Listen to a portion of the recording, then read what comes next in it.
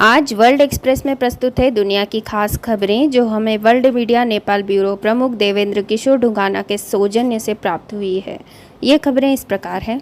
विशेषज्ञों ने स्विट्जरलैंड के श्वानडेन में भूस्खलन से क्षतिग्रस्त घरों का निरीक्षण किया। 29 अगस्त 2023 को इस क्षेत्र में भूस्खलन हुआ और तब से और अधिक भूस्खलन हुआ है। कई इमारतें नष्ट हो गई या गंभीर रूप से क्षतिग्रस्त हो गई और घटना के बाद से निवासियों को खाली करा लिया गया है और वे अपने घरों में लौटने में असमर्थ हैं। वाशिंगटन डीसी अमेरिकी प्रतिनिधि सदन के कर्मचारियों ने अमेरिकी प्रतिनिधि सदन द्वारा पारित उस विधेयक के विरोध में यूनाइटेड स्टेट्स कैपिटल के बाहर एक विरोध रैली आयोजित की, जिसमें राष्ट्रपति बाइडेन को इजराइल को हथियार भेजना जारी रखने और गाजा पट्टी में युद्ध विराम का आह्वान करने की आवश्यकता थी। 33वां अरब लीग शिखर सम्मेलन बहरीन की राजधानी मनामा में संपन्न हुआ। परिणाम स्वरूप नेताओं ने बहरीन घोषणा जारी की, जिसमें अंतर्राष्ट्रीय समुदाय से मध्य पूर्व में शांति को बढ़ावा देने की जिम्मेदारी लेने का आग्रह किया गया। उन्होंने 2 राज्य समाधान के मध्य से न्याय संगत और व्यापक क्षेत्रीय शांति प्राप्त करने पर जोर दिया। बहरीन के राजा शेख हमाद बिन ईसा अल खलीफा ने इस आयोजन की अध्यक्षता की। सम्मेलन के दौरान शेख हमाद ने संघर्ष को समाप्त करने के लिए एक स्थायी शांति समाधान की आवश्यकता पर प्रकाश डाला। उन्होंने मध्य पूर्व शांति पर एक अंतर्राष्ट्रीय सम्मेलन के आयोजन का भी आह्वान किया, जो फिलिस्तीन को पूर्ण समर्थन और मान्यता प्रदान करेगा। पाकिस्तानी सेना ने एक बयान जारी कर कहा कि उसने उस दिन फतह-2 निर्देशित रॉकेट प्रणाली का सफलतापूर्वक परीक्षण किया। बयान में कहा गया है कि परीक्षण प्रक्षेपण का उद्देश्य प्रक्षेपण अभ्यास और प्रक्रियाओं में सुधार करना था। फतह-2 निर्देशित रॉकेट प्रणाली की मारक क्षमता 400 किलोमीटर है। यह एक उन्नत नेविगेशन प्रणाली से सुसज्जित है। इसमें अद्वितीय उड़ान प्रक्षेप पथ और गतिशीलता है और उच्च परिशुद्धता के साथ लक्ष्य पर हमला कर सकती है।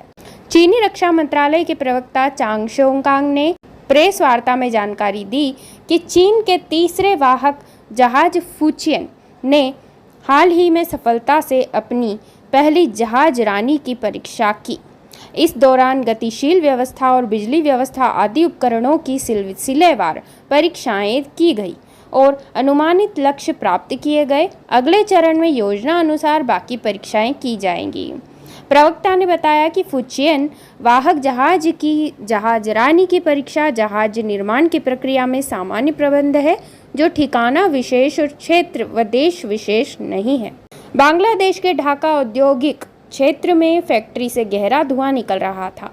विश्व बैंक के एक अध्ययन के अनुसार बांग्लादेश को गंभीर वायु प्रदूषण का सामना करना पड़ता है, जिससे सकल घरेलू उत्पाद का लगभग 9% वार्षिक नुकसान होता है। राजधानी और आसपास के क्षेत्रों में अधिकांश स्टील रोलिंग मिलें आवश्यक वायु प्रदूषण नियंत्रण प्रणालियों के बिना काम करती है और इसीलिए वायु प्रदूषण और स्वास्थ्य संबंधी खतरा बना रहता है। स्थानीय समय के अनुसार इंडोनेशिया के जकार्ता में चीनी कार कंपनी वुलिंग ने अपना नया इलेक्ट्रिक वाहन क्लाउड ईवी जारी किया। 3 सालों की तैयारी के बाद इंडोनेशिया में स्थित वुलिंग कार कंपनी के 3 नए ऊर्जा कारों air EV, Bingo EV, cloud EV ने इंडोनेशिया यात्री कार बाजार में प्रवेश किया। 77वां कांस अंतर्राष्ट्रीय फिल्म महोत्सव दक्षिणी फ्रांसीसी शहर कांस में शुरू हुआ। चीनी फिल्म फेंगल्युई दाई ज्वार द्वारा पकड़ा गया सर्वोच्च पुरस्कार पाम डे और के लिए प्रतिस्पर्धा कर रही है। अमेरिकी फिल्म निर्माता और अभिनेत्री ग्रेटा गेरविक मुख्य प्रतियोगिता के लिए जूरी अध्यक्ष के रूप में काम करेंगी। वह जापानी फिल्म निर्देशक हिरोकाजू कोरेएडा सहित 8 अन्य न्यायाधीशों के साथ काम करके यह तय करेगी कि पाम डे और कौन जीतेगा।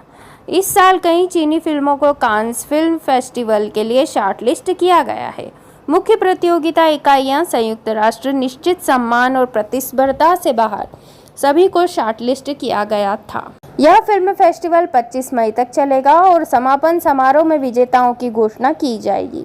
अमेरिकी artificial intelligence company open AI ने आधिकारिक तौर पर artificial intelligence AI model GPT-4o की एक नई पीढ़ी लॉन्च की, जिसमें कहा गया कि इसकी सबसे प्रमुख विशेषता यह है कि यह लोगों के साथ बातचीत करने में अधिक स्वाभाविक है। GPT-4o में जीरो का अर्थ ओमनी है, जिसका अर्थ है सर्वशक्तिमान।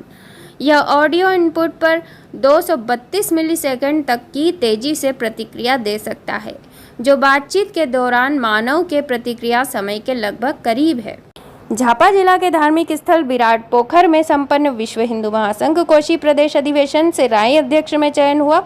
अधिवेशन में 17 सदस्यीय कोशी प्रदेश कार्य समिति चयन हुआ है, जिस अनुसार उपाध्यक्ष में माधव प्रसाद भट्टराई इलाम, महिला उपाध्यक्ष रीता खनाल तापलेजुंग, सचिव राजकुमार खड़का पांचथर, सह सचिव भक्ति प्रसाद तिवारी विदुर झापा, यश कुमार चापागाई धनकुटा, कोषाध्यक्ष इंद्र नारायण परसाई झापा, सह कोषाध्यक्ष तुलसा पोड़ेल झापा तथा सदस्य हरुमा खड़क बहादुर घिमिरे, राधा खड़का और राजकुमार घिमिरे शंखुवा सभा, मदन अधिकारी गोमा सिटोला, सरिता ओली, संतोष ओली झापा, जीवा तिमाले तामांग पांचथर, विष्णु प्रसाद चाली से मोरंग सर्वसम्मत चयन किया गया।